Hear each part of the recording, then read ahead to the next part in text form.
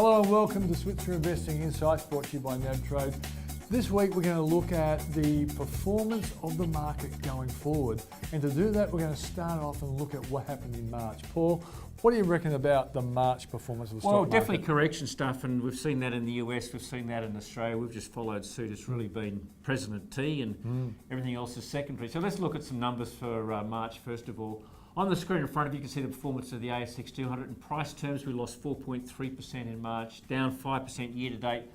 A little better if you add in dividends. That's the accumulation index, only down 3.9%, but not a happy first quarter for Australian investors. No, okay. So why don't we look at the individual components, the bigs, the smalls, and the mid caps?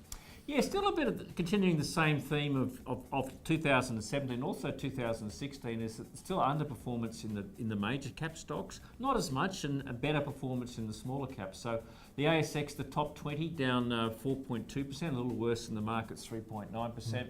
The so-called mid-cap 50, their stocks ranked 51st to 101. They're only lost 2.2% year to date. And the small ordinaries only down 2.8%. Again, all negative, but slightly, as I said, it's the underperformance of the top part of the market that's letting us down a little bit. What did the sector analysis tell us? Yep, so let's have a look at the sectors. All in red for the month of March, so not a lot of good news there. Financials, which is the largest sector, which around about 35% of the ASX 200. You can see the weighting on the screen in front of you. Financials down 5.9% in March, the same year to date. So that's really been, I suppose, Royal Commission led in many cases. Yep. But not just the major banks. Some of the other companies, diversified financials, has also done a little bit tough. I think one interesting result in March was the real estate sector. Now, everyone's been bearish about property trusts and real estate, largely because of bond rates going up. Yeah. That was actually, in relative terms, the best performing sector in March.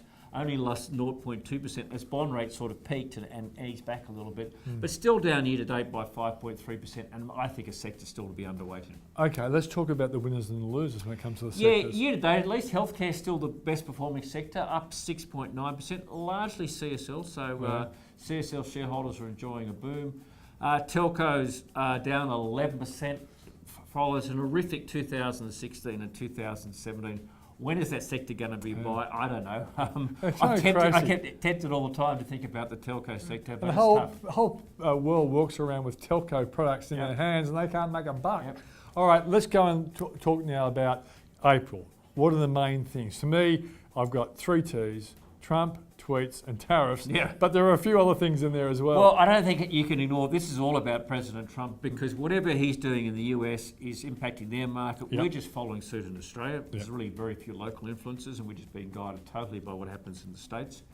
So what's he going to tweet about this month? If you think ahead to what he's facing in terms of congressional elections in November, he wants to go down as the hero that the president that made America great again. He likes being popular. I don't think he wants to attack the stock market, Peter. I don't think he really wants a trade war. I think this is all part of the game. Some of the stuff with Amazon is part of the game too. So my guessing is that eventually he'll say, how do I get the market to focus back and going up, and then I'll come back to the forefront again. So I guess if he gets over his Korean and his China thing, then he can start making the market go up. Well, if it brings off a summit with Korea in late May, April, early May, whenever it is, he could be a real hero. So that'll take away the Korea risk. Look, I think he wants markets to be up, and I guess we've seen a correction in the US. Yeah, good point. And it's his interest to get the market back up again. So I'm going to think President T could be a positive for the market in April. Big call. Another positive, company earnings? Yeah, company earnings is probably the most important thing for the market's focus. It really kicks off in the US on about the 13th of April when the banks start to report. The bulk of the earnings are in the last week of April and the first week of May. Expectations are a bit higher this time, Peter. Because it's a good thing. It is a good thing because the last 2 quarters, the expectations were low. But then earnings should be good. So I guess if we get some positive surprises, the US market can resume its uptrend. So that's probably big.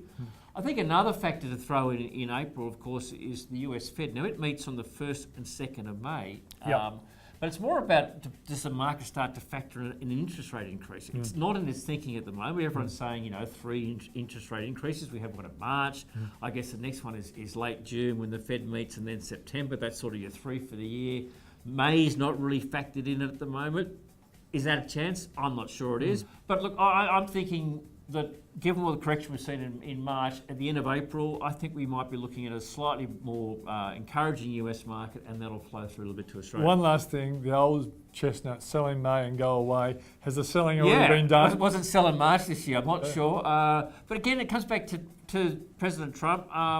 Look, I think the markets want to rally, and if they get the data, they'll rally. So, what's your view of that? Are you worried about that? I think, in summary, in Trump we trust. In Trump we trust. Because I think the company earnings will be good. I don't think the Fed will move. I think the US economy is doing really well. We just have to hope that Trump can leverage off his influence on the market and it makes it head in the right direction.